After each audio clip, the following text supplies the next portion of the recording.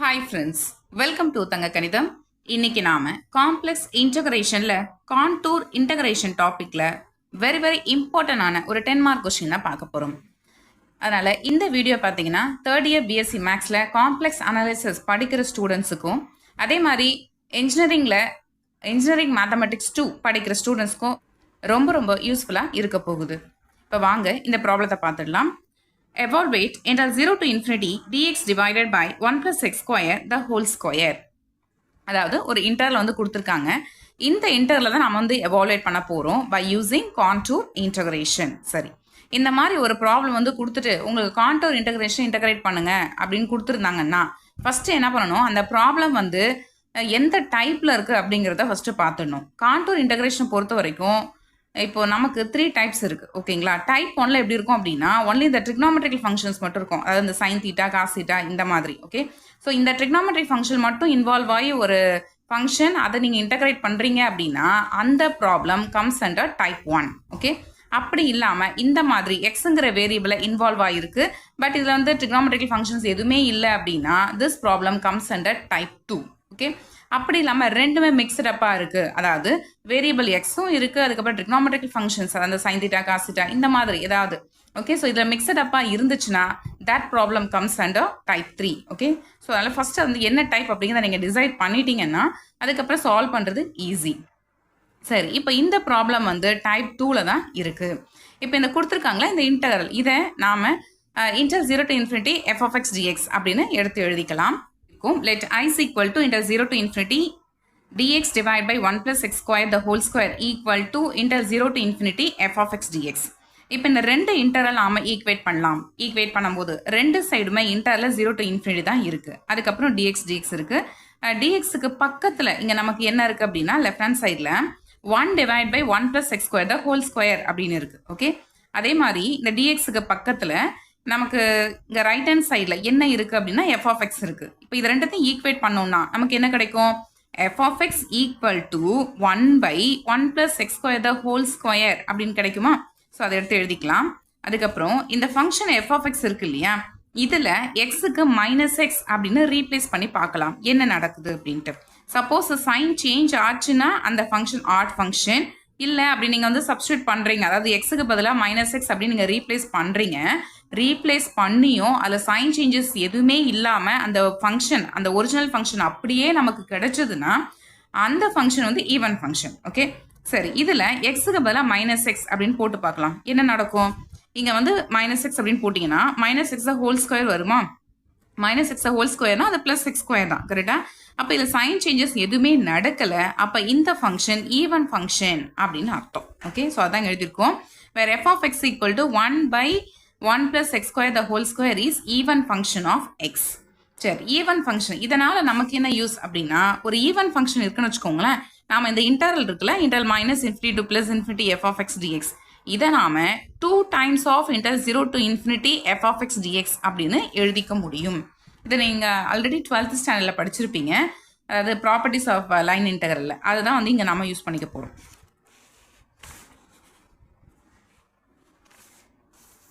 So அதான் இங்கே எழுதியிருக்கோம். Integral -infinity to +infinity f of x dx is equal to 2 times of inter 0 to infinity f of x dx. அதுக்கப்புறம் இந்த 2வை ஈக்குவல்ட்டுக்கு opposites எடுத்துகிட்டு போனீங்கன்னா என்ன ஆகும், 1/2 அப்படின்னு வருமா? So inter 0 to infinity f of x dx is equal to 1/2 inter -infinity to +infinity f of x dx. இந்த ஈக்குவேஷனை ஃபர்ஸ்ட் ஈக்குவேஷன் அப்படின்னு நம்ம மார்க் பண்ணிக்க போகிறோம். அதுக்கப்புறம் இப்போ நம்மளோட இன்டர்வல் என்னன்னா inter 0 to infinity dx divided by 1 plus x square the whole square இருக்கு இல்லையா, இது எல்லாமே zல இருந்தால் எப்படி இருக்கும்?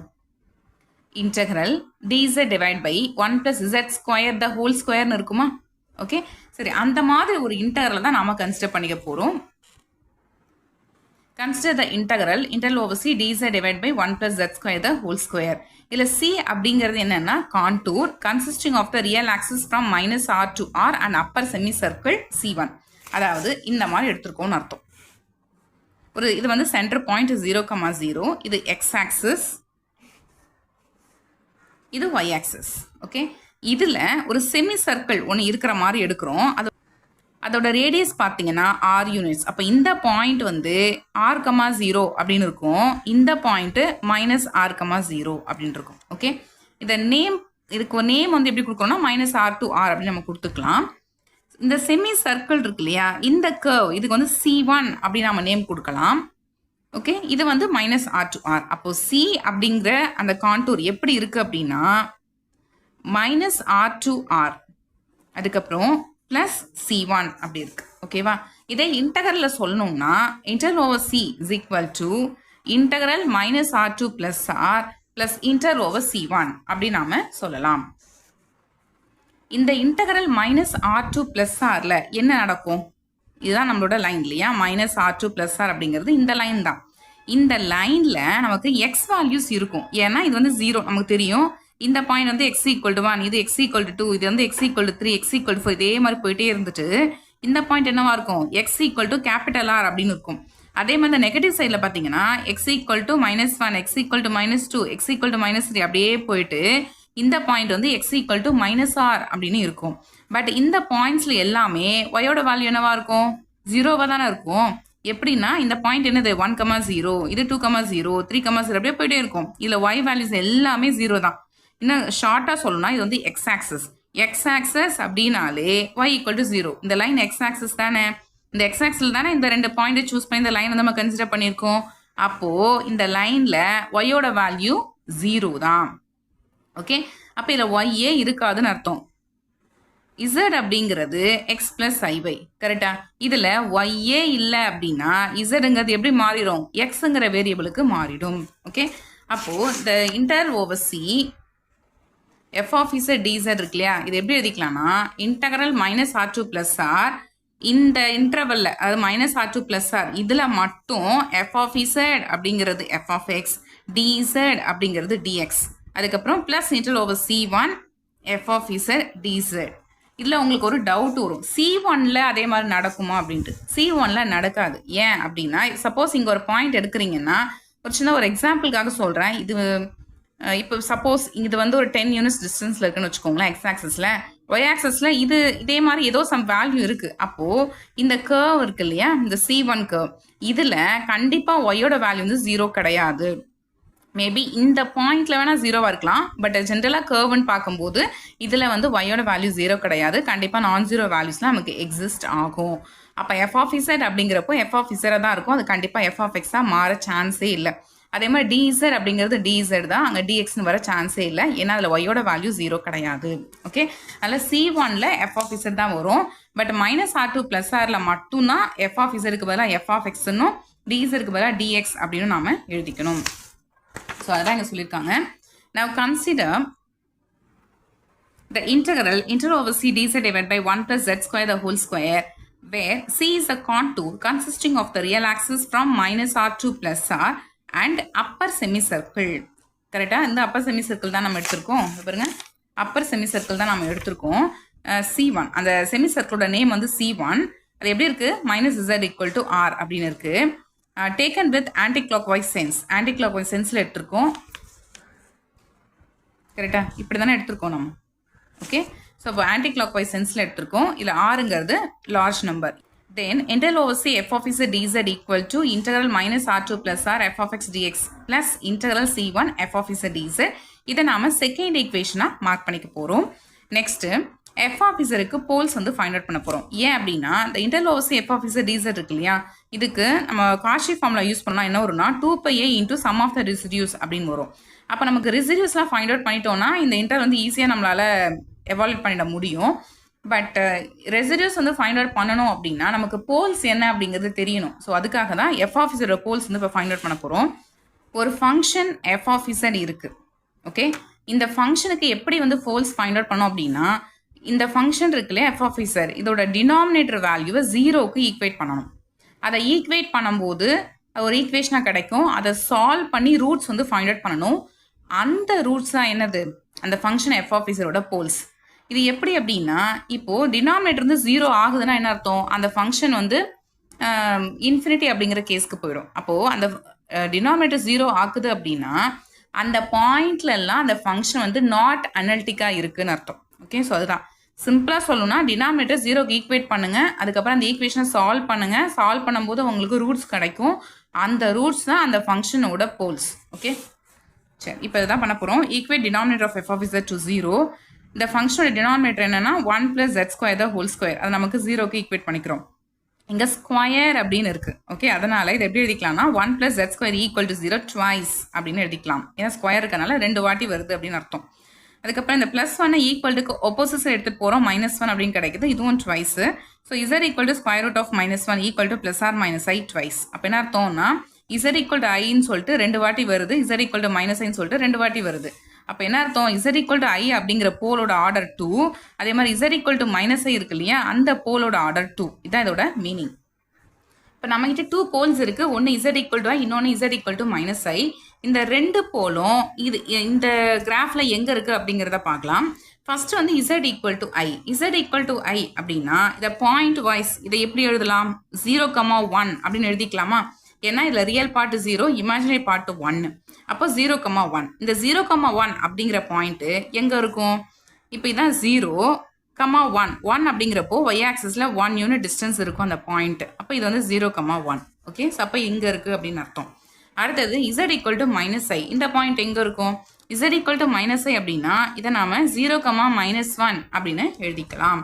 0,-1 அப்படிங்கிறது இங்கே 0 y ஆக்சிஸில் நெகட்டிவ் சைடில் 1 யூனிட் டிஸ்டன்ஸில் இருக்கணும். அப்போ இங்கே 0,-1 கரெக்டா?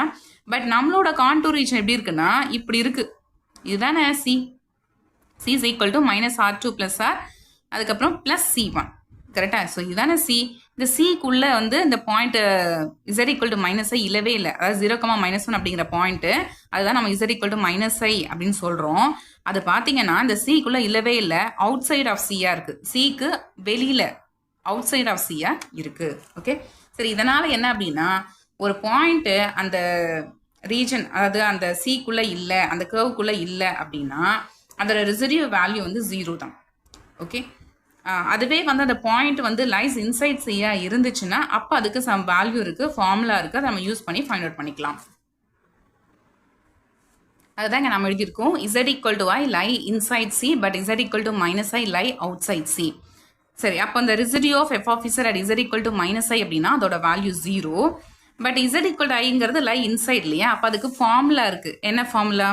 Residue of f of z at z = i of order m equal to limit of z tends to i 1/m-1 factorial. அதாவது ஆர்டர் m இருக்கும் பொழுது m-1 factorial into d power m-1 divided by dz power m-1 of z minus a whole power m.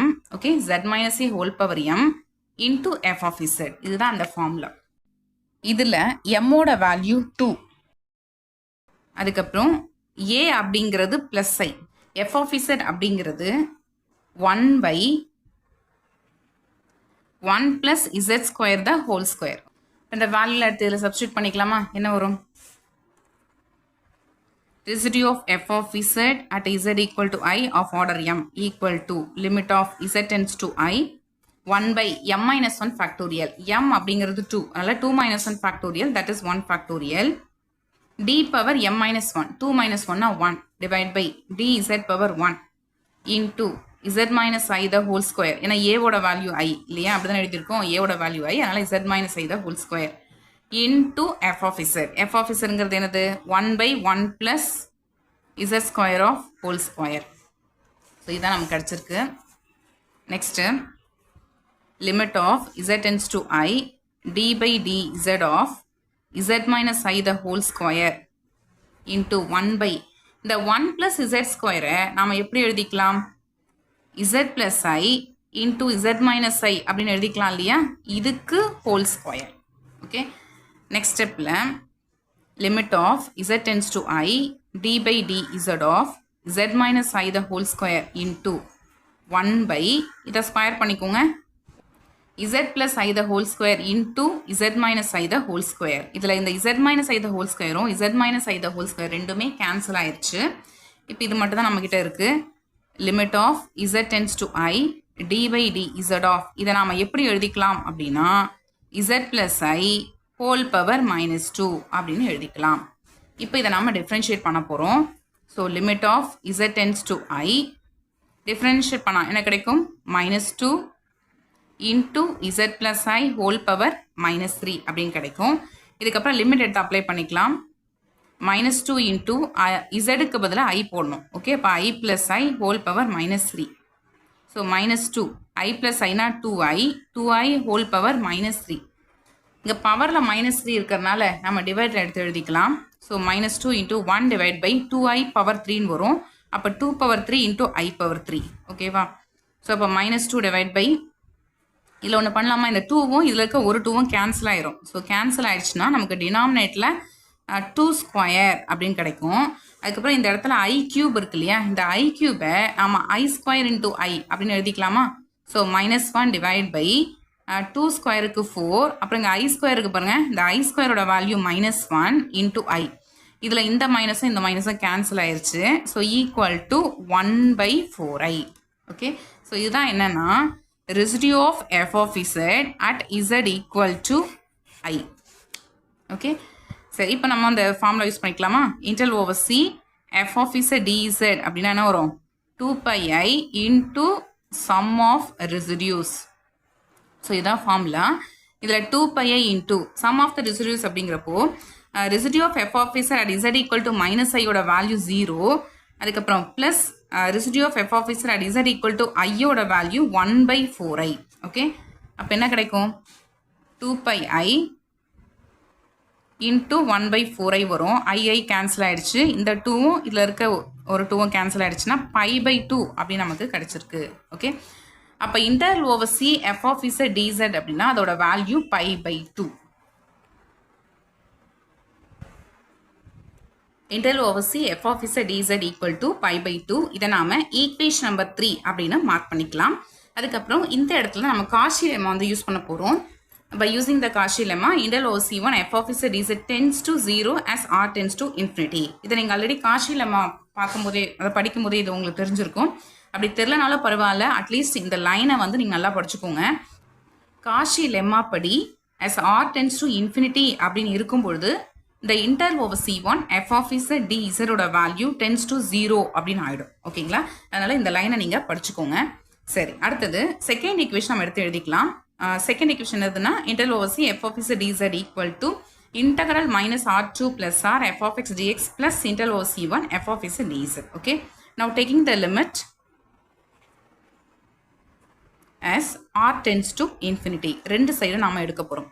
Left hand சைடில் எடுக்கும்போது என்ன ஆகும்? Limit of r tends to infinity integral over c f of z dz equal to இங்க limit of r tends to infinity integral -r2 plus r f of x dx plus இந்த இடத்துல limit of r tends to infinity integral over c1 f of z dz.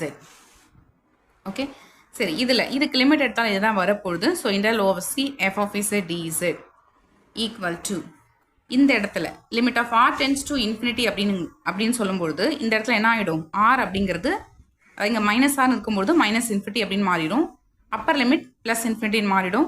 f of x dx plus but இதோட value என்ன ஆகிடும்? By using the Cauchy lemma this interval value is 0. Okay, அப்போ இது வந்து 0 அப்படின்னு போயிடுச்சு. லெஃப்ட் ஹேண்ட் சைடில் interval over C f of z dz மட்டும்தான் இருக்குது. பட் அதுக்கு ஆல்ரெடி வேல்யூ நம்ம ஃபைண்ட் அவுட் பண்ணியிருக்கோம். தேர்ட் ஈக்குவேஷன் என்ன சொல்லியிருக்கோம்? அது π/2 அப்படின்னு சொல்லியிருக்கோம். அந்த வேல்யூ எடுத்து நாம் இங்கே சப்ஸ்டியூட் பண்ணிக்கலாம். இது வந்து π/2. Okay, so π/2 is equal to integral -infinity to +infinity f of x dx. இந்த ஃபங்க்ஷன் அதாவது கொடுத்துருந்த அந்த ஃபங்க்ஷன் f of x வந்து என்னென்னா ஒரு ஈவன் ஃபங்க்ஷன். ஸோ இது ஈவன் ஃபங்க்ஷன் அப்படிங்கிறதுனால இந்த இன்டர்வல் -infinity to +infinity அப்படிங்கிறத இதை நாம் 2 times of integral 0 to infinity f of x dx அப்படின்னு எழுதிக்க முடியும். அதுக்கப்புறம் இந்த 2வை ஈக்குவல்ட்டுக்கு ஆப்போசிட்ஸ் எடுத்துகிட்டு வரும்பொழுது என்ன ஆகும்? π/4 அப்படின்னு மாறிடும். integral 0 to infinity f of x dx. Okay, இப்போ நம்ம f of x ரீப்ளேஸ் பண்ணிக்கலாம். f of x அப்படிங்கிறது என்னது? 1 divided by 1 plus x square the whole square. இதுதான் இல்லையா? into dx. அவ்வளோதான். இதுதான் வந்து இந்த இன்டர்வலோட வேல்யூ. இதை வந்து எவால்வேட் அப்படின்னு கேட்கலாம், இல்லை ப்ரூவ் தட் அப்படின்னு சொல்லிட்டு இதை கூட கொடுக்கலாம். ஸோ எப்படி கேட்டாலும் இந்த ப்ராப்ளம் உங்களுக்கு ஒர்க் அவுட் பண்ண தெரியணும். இந்த ப்ராப்ளம் ஏற்கனவே சொன்ன மாதிரி very very important 10 mark question. அவ்வளோதான், இந்த ப்ராப்ளம் கம்ப்ளீட் ஆயிடுச்சு. இந்த வீடியோ உங்களுக்கு யூஸ்ஃபுல்லாக இருந்திருக்கும் அப்படின்னு நான் நம்புகிறேன். வீடியோ பிடிச்சிருந்துச்சுன்னா லைக் பண்ணுங்கள், கமெண்ட் பண்ணுங்கள், உங்களோட ஃப்ரெண்ட்ஸ்க்கும் ஷேர் பண்ணுங்கள். மறக்காமல் சேனலையும் சப்ஸ்கிரைப் பண்ணுங்கள். சப்ஸ்கிரைப் பண்ணும்போது சப்ஸ்கிரைப் பட்டனுக்கு பக்கத்தில் இருக்கிற பெல் ஐக்கானை கிளிக் பண்ணி அதில் ஆல்ங்கிற ஆப்ஷனையும் செட் பண்ணி வச்சுக்கோங்க. அப்போ தான் நான் போடுற வீடியோ உடனுக்குடன் உங்களுக்கு நோட்டிஃபிகேஷனாக வந்து சேரும். வேறு ஒரு இம்பார்ட்டன்ட் டாப்பிக்கில் நெக்ஸ்ட் வீடியோவில் நாம் மீட் பண்ணலாம். தேங்க்ஸ் ஃபார் வாட்சிங்.